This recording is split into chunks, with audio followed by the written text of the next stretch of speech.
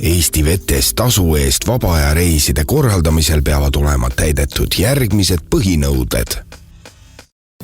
Väikelaeval peab olema kehtiv ülevaatus, mida tõendab ülevaatuse akt.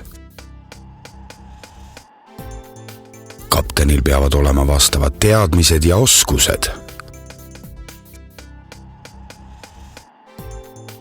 Väikelaeva juht peab tutvustama pardal viibijatele pääste- ja ohutusvarustuse paigaldust ja kasutamist ning selgitama keskkonnakaitse ja ohutusnõudeid.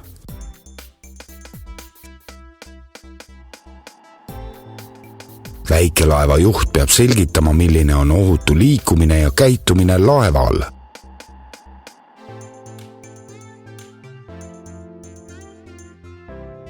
Kapten peab selgitama, kuidas õigesti kasutada päästevesti ning kus asub muu pääste- ja ohutusvarustus.